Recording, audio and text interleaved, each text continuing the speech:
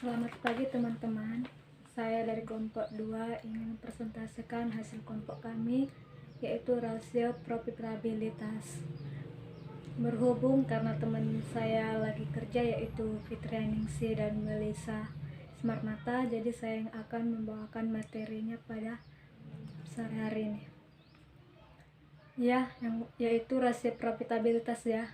Kita lanjut dengan apa sih rasio profitabilitas? Rasio profitabilitas adalah suatu perbandingan atau rasio yang dipakai untuk mengukur kemampuan dan juga kesuksesan perusahaan dalam mendapatkan keuntungan yang kaitannya dengan penjualan aset dan ekuitas. Di sini ada beberapa pengertian rasio menurut para ahli. Yang pertama itu menurut Kasmir. Dia mengartikan yaitu rasio profitabilitas adalah rasio yang digunakan untuk menilai kemampuan suatu perusahaan dalam mencari keuntungan. Menurut Brigham dan Houston, yaitu rasio profitabilitas adalah sekelompok rasio yang memperhatikan gabungan berbagai efek dari likuiditas, manajemen aktiva, dan utang pada hasil operasi. Menurut Fred Weston dan Thomas E., rasio profitabilitas adalah rasio yang digunakan untuk mengukur efektivitas manajemen berdasarkan hasil pengembalian yang dihasilkan dari penjualan dan investasi. Selanjutnya kita masuk dalam materi tujuan rasio profitabilitas. Ada beberapa rasio profitabilitas yang mempunyai kepentingannya, yaitu yang pertama, untuk menghitung dan mengukur tingkat keuntungan yang didapatkan perusahaan dalam periode tertentu. Yang kedua, untuk membandingkan dan juga menilai posisi antara laba perusahaan periode sebelumnya dengan periode sekarang. Yang ketiga, untuk melakukan penilaian terhadap perkembangan laba dari waktu ke waktu. Yang keempat, untuk melakukan penilaian seberapa besar laba bersih setelah pajak dengan modal sendiri. Yang kelima, untuk menilai dan mengukur produktivitas semua dana perusahaan yang dipakai, baik modal yang dipinjam dari pihak lain atau modal sendiri. Yang keenam, untuk mengukur kemampuan dari perusahaan dalam mendapatkan laba melalui sumber yang ada. Yang ketujuh, untuk menilai kinerja dari manajemen dan menjalankan aktivitas operasionalnya. Selanjutnya, manfaat rasio profitabilitas. Berikut merupakan beberapa manfaat yang bisa dirasakan dalam pemakaian rasio profitabilitas untuk menganalisis kemampuan perusahaan, yaitu yang pertama, mengetahui seberapa besar tingkat keuntungan yang didapatkan oleh perusahaan dalam periode tertentu. Yang kedua, bila mengevaluasi dan membandingkan posisi keuntungan perusahaan pada periode sebelumnya dengan periode sekarang. Yang ketiga, mengetahui perkembangan dan keuntungan perusahaan dari waktu ke waktu. Yang keempat, mengetahui seberapa besar keuntungan bersih setelah pajak dengan modal sendiri. Yang kelima, produktivitas dari semua dana perusahaan yang dipakai, baik modal yang berasal dari pinjaman atau modal sendiri, dapat dilihat dan juga dijadikan sebagai landasan yang sesuai dengan konsep dasar akuntansi, dengan tujuan untuk merancang kebijakan yang akan diaplikasikan di masa yang akan datang. Selanjutnya, jenis-jenis rasio profitabilitas. Ada 3 jenis rasio profitabilitas. Kita akan membahasnya satu persatu ya. Yang pertama itu net profit margin. Apa sih yang disebut dengan net profit margin?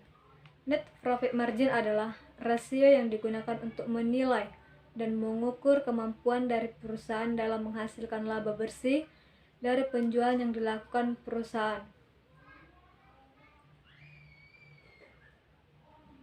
Semakin tinggi atau besar nilai rasio net profit margin, maka akan semakin baik perusahaan tersebut. Hal tersebut dikarenakan kemampuan dari perusahaan dalam memperoleh laba cukup tinggi. Yang kedua yaitu return on asset, yaitu rasio yang memperlihatkan kemampuan perusahaan dengan memakai semua aktiva atau aset yang dimiliki untuk mendapatkan laba setelah bunga dan pajak. Rasio ini cukup penting bagi pihak manajemen perusahaan untuk mengevaluasi dan menilai efektivitas dan efisiensi dari manajemen perusahaan dalam mengelola semua aset perusahaan. Semakin besar atau tinggi nilai return on asset, maka akan semakin efisien dan efektif penggunaan dari semua aset perusahaan. Artinya dengan jumlah aset yang sama dapat diperoleh laba yang lebih besar. Begitu pula sebaliknya. Yang ketiga yaitu return on equity, yaitu yang memperlihatkan kemampuan dari perusahaan untuk mendapatkan laba setelah bunga dan pajak dengan memakai modal sendiri yang dimiliki oleh perusahaan.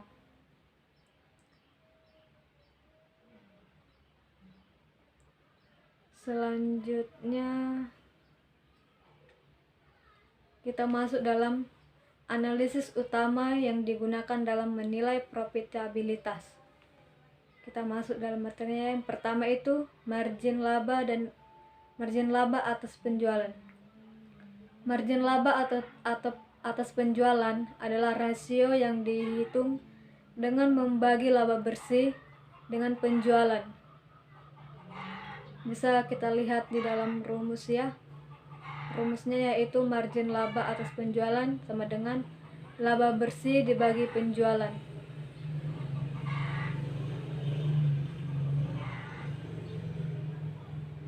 Yang kedua, pengambilan atas total aset. Pengambilan atau total aset dan return on total aset adalah rasio laba bersih terhadap aset. Bila dituliskan dalam rumus yaitu seperti berikut, sama dengan ROA sama dengan laba bersih bagi total aset.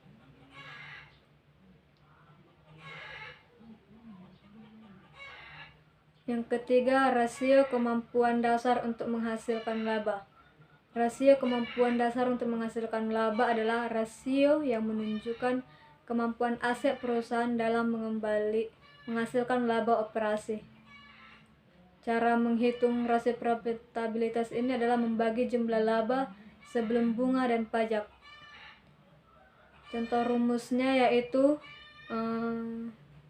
rasio kemampuan dasar untuk menghasilkan laba atau BEP sama dengan EBIT bagi total aset. Yang keempat, pengembalian ekuitas biasa.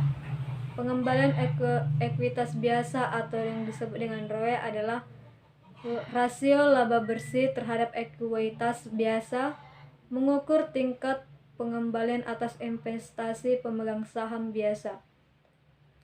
Rumusnya ini yaitu ROE sama dengan laba bersih bagi ekuitas biasa. Yang kelima, laba per saham biasa. Salah satu indikator rasio profitabilitas yang sering kali dinyatakan oleh media keuangan adalah laba per saham biasa atau LPS.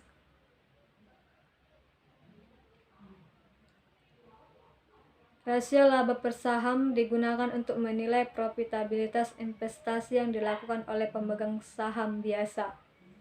Contoh rumusnya yaitu laba per saham biasa sama dengan laba bersih kurang dividen saham preferred dibagi jumlah lembar saham biasa yang beredar. Ukuran ini biasanya dilaporkan dalam laporan laba rugi pada laporan tahun perusahaan. Jika sebuah perusahaan hanya menerbitkan satu kelas saham, laba per saham dihitung dengan cara membagi laba bersih dengan jumlah laba saham yang beredar. Yang keenam, rasio harga terhadap laba. Ukuran profitabilitas lain yang dikutip oleh media keuangan adalah rasio harga terhadap laba. yang rumusnya yaitu rasio harga terhadap laba sama dengan harga pasar per lembar saham biasa dibagi laba per saham biasa. Fungsi rasio profitabilitas harga terhadap laba merupakan indikator bagi prospek pendapatan perusahaan di masa mendatang yang dihitung dengan cara membagi harga pasar per lembar saham biasa pada tanggal tertentu dengan laba per saham tahunan. Yang ketujuh, dividen pada saham. Dasar utama untuk pembagian dividen adalah laba. Oleh karena itu, dividen per saham dan laba per saham biasa umumnya digunakan oleh investor dalam memilih pilihan investasi saham. Untuk menghitungnya, kita menggunakan rumus dividen per saham biasa sama dengan dividen dibagi jumlah lembar saham biasa yang beredar. Yang kedelapan, hasil dividen.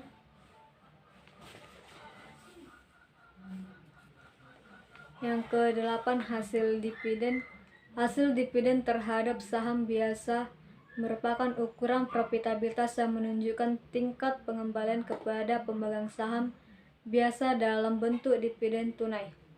Hal ini penting bagi investor yang tujuan investasi utamanya adalah untuk menerima pengembalian saat ini dari investasi dan bukannya kenaikan dalam harga pasar investasi. Rumusnya yaitu hasil dividen sama dengan dividen per saham biasa dibagi harga pasar per lembar saham biasa. Yang kesembilan yaitu catatan ringan rasio profitabilitas. Mengapa kita mempelajari rasio-rasio keuangan? Ini berkaitan dengan bagaimana orang membuat keputusan investasi. Keputusan investasi seperti keputusan investasi besar lainnya harus memenuhi kebutuhan pembelinya. Sebagai contoh, jika Anda memiliki keluarga dengan jumlah anggota 5 orang dan sedang berpikir untuk membeli mobil baru, Anda mungkin tidak akan membeli mobil sport dengan 2 kursi penumpang karena tidak akan memenuhi tujuan Anda atau tidak sesuai dengan gaya hidup Anda.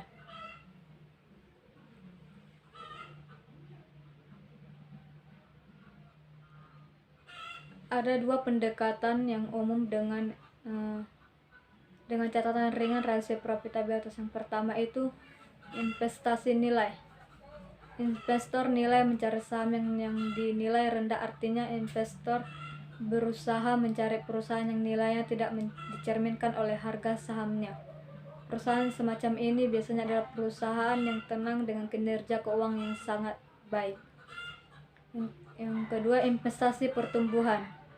Investor pertumbuhan berusaha untuk mengidentifikasi perusahaan yang memiliki potensi untuk meningkatkan penjualan dan laba melalui produk, pasar, atau peluang baru.